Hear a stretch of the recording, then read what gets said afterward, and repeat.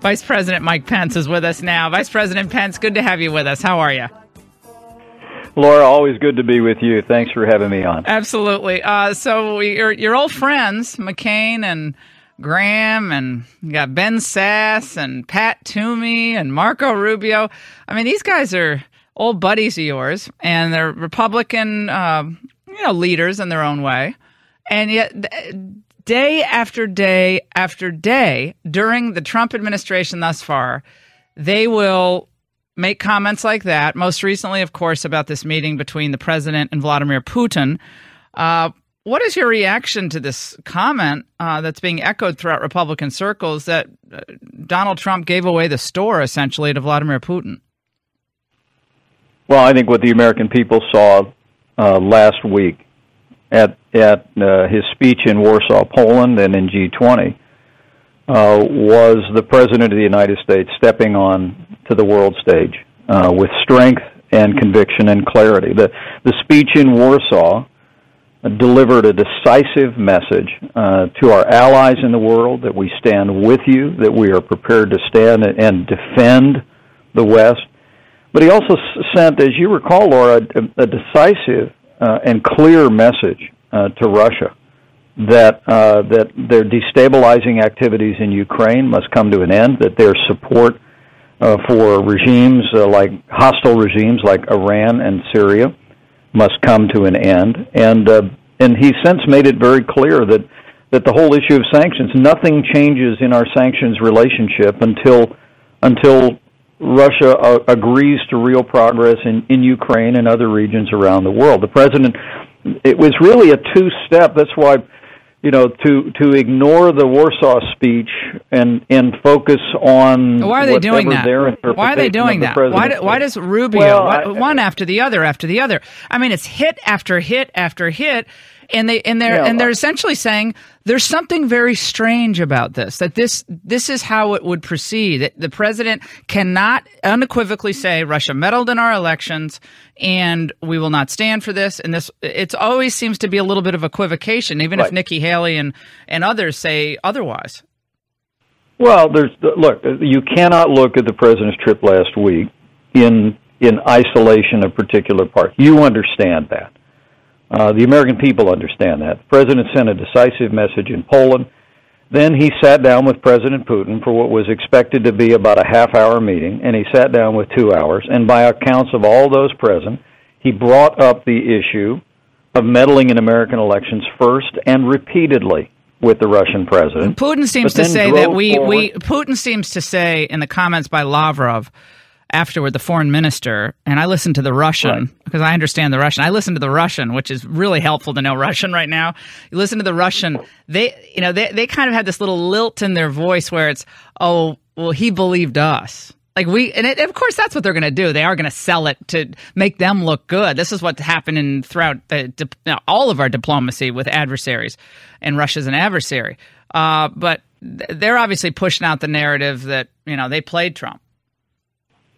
Well, and look, the president, as Secretary Tillerson said, brought up the issue, and remember how many in the media were saying the president was unlikely to even bring it up. I remember that. The president brought it up repeatedly, pressed the issue, and as Secretary of State Tillerson said, there may be issues that we will not be able to reach agreement on between us, but that doesn't change the fact that the president still is committed to trying to bring stability and peace to Syria. The ceasefire in Syria, which is holding at this hour, is an important and historic step forward to bringing an end to the extraordinary violence and loss of life in that region. The president sitting down as he did with Putin, who essentially, because of the weak and feckless leadership of the last administration, the United States had virtually lost any ability to sit shoulder to shoulder with Putin and with the Russians and deal with issues, and created such an impression that Russia was prepared to become involved in Crimea, was prepared to become more involved in the Middle East and Syria than they'd ever been before, to build their alliance with Iran. I think the American people saw in the meeting last week a president who's putting America first, a president who's willing to sit, nose to nose with the president of Russia. I'm just glad we're having meetings. I'm glad we're having meetings with Putin. I think we should be meeting with everybody. Maybe not Kim Jong-un, but absolutely. We got to meet with these people. We need assistance. We need help in some of the things that we want to do, which leads me to ask this question. The next step in this relationship with Russia is what? What are we going to do next? It didn't seem like we made all that much progress on the North Korea front. I'm glad about the Syria issue, although I got into a big fight on Fox on Friday night with John Bolton, who thought it was not a good idea that we even, or he's very skeptical about the ceasefire in Syria. I kind of see what he's saying about that, but what's the next step with the Russians at this point? Well, the failure of previous ceasefires to falter, you can understand John Bolton's skepticism, and you know how much respect I and the president have for him. But this was a very significant dialogue between President Putin and President Trump, and it is a beginning. But I think the president's made it very clear with regard to sanctions on Russia, relative to Ukraine, relative to their, the land grab in Crimea. All of that doesn't change until the Russians change their posture, until they stop what the president called destabilizing activities in countries around the world and across the region. And so, but I do want to agree with something you just said in passing.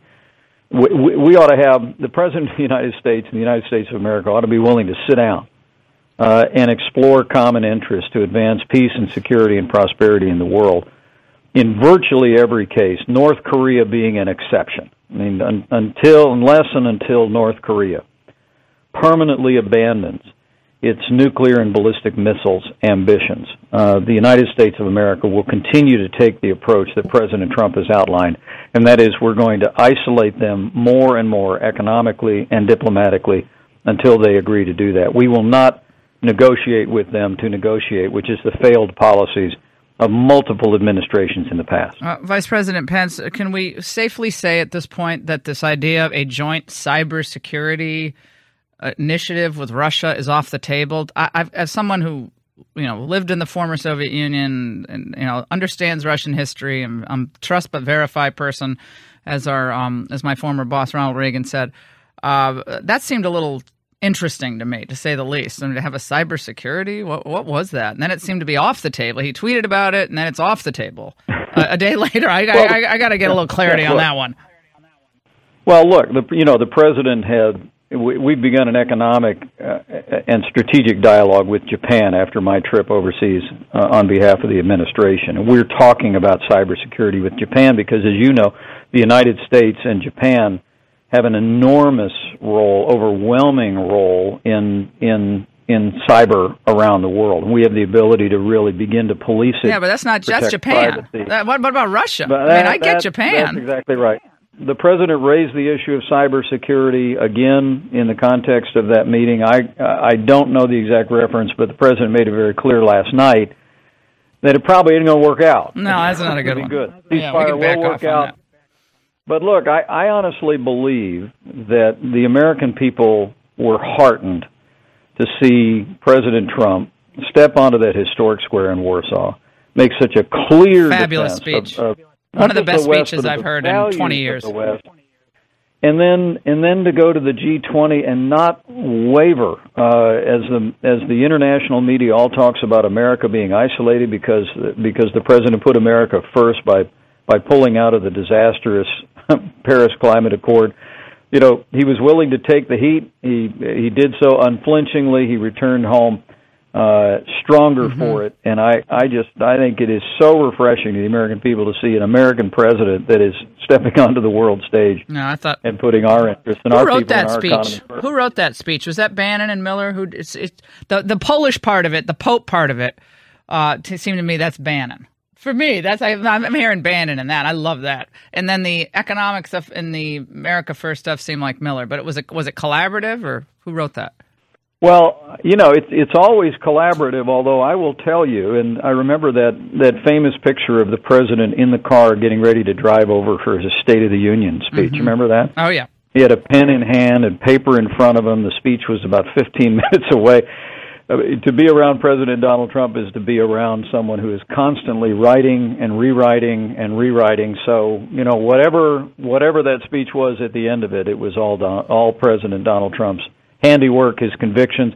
And I think the world saw that. And I have to tell you, the reference, not just to our economic, common interest in the West, but Cultural. to our values in the West, our culture in the West, to saying whether or not we respect our citizens enough to defend our borders and uphold those values. I know it was heartening to people all over the world and to people all across this country. There was a comment made last week by Mitch McConnell that he may have to work with Democrats on health care.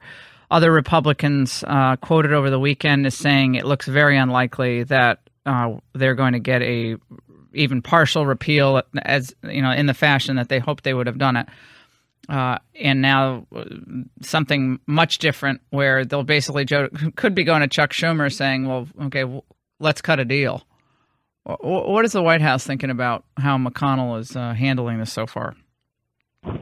Every Republican in the House and the Senate, as well as this president, this administration, promised the American people that we would repeal and replace Obamacare.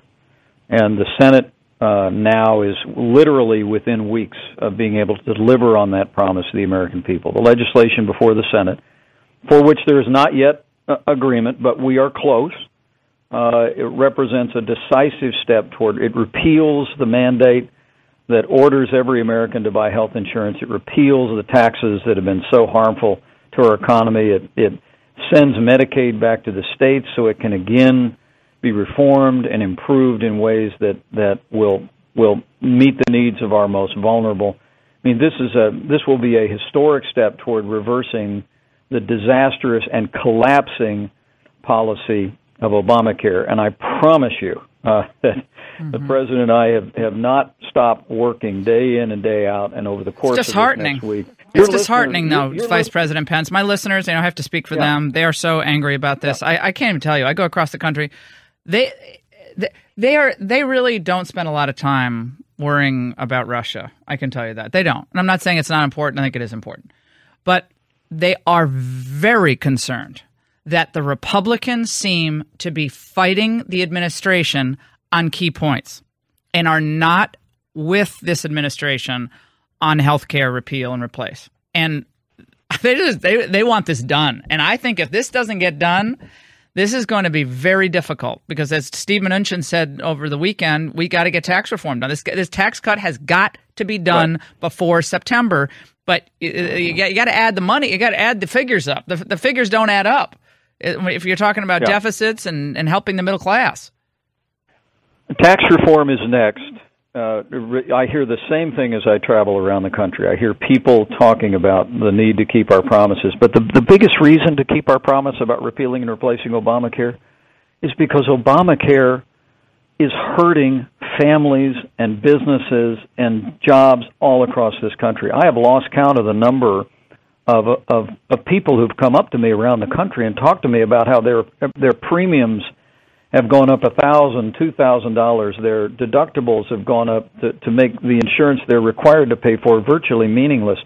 I mean, Obamacare has failed in every promise that they made when they passed it. You like your doctor, you can keep it. That was a lie. You like your insurance, you can keep it. That was a lie. Millions of dollars. Well, we all know that, and they're not getting it done. But I mean, do you call up McConnell and say, "Hey, guy, we got to get this done"? Mitch, we've known each other for 25 years. This is ridiculous. This has got to get done. I promise you that message is being delivered by the President of the United States, all of us in the administration. Good. But there is no more compelling voice in Washington, D.C. than the voice of the American people. And I would tell your millions of listeners across this country, this week is critical.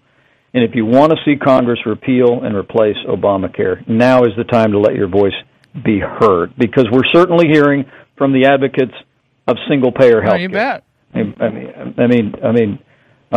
We saw advocates out, waving banners and waving flags, which is their every right across this country for single-payer, on the very same week that the heartbreaking story of an 11-month-year-old baby in a single-payer system in England was being relegated to essentially his death because of the healthcare system in that country. Hopefully, Lord willing, because the president weighed in a week ago, the Pope has weighed in a week ago. It's back in court today, and hopefully they'll all think better of it and allow Charlie Gard's family to come to the United States and get whatever care and whatever treatment. I was hoping the president would pull that baby on Air Force One with all the medical care they have on Air Force One and take that baby right to the United States. Stop me! You're one of the great pro-life voices in this country, Laura, and God bless you for it. Well, this is a moment where our country, our president, has stood up for the sanctity and preciousness of every human life. But as I look at the little 11-month-old Charlie Gard, I can't help but think we need to remember that's all happening. A court ordering that life support be taken off that baby is what happens in a single-payer healthcare system. We're hearing from the advocates of single-payer now. We need to be hearing from Americans who want to repeal and replace Obamacare because we are very close. We can get it done, and I believe with all my heart we will get it done. Vice President Mike Pence, it's always good to talk to you. It was wonderful to have you on Hannity's show last week. By the way, you rate really well on TV. You got me good ratings. And isn't that what's most important? I mean, honestly, we're talking about... you get good ratings. Oh, my gosh. And I know we didn't talk space. We're going to talk space because I'm very concerned what the Chinese are doing in space, but you're doing phenomenal work with the National Space Council and making America great again in space, too. Vice President Pence, thank you so much.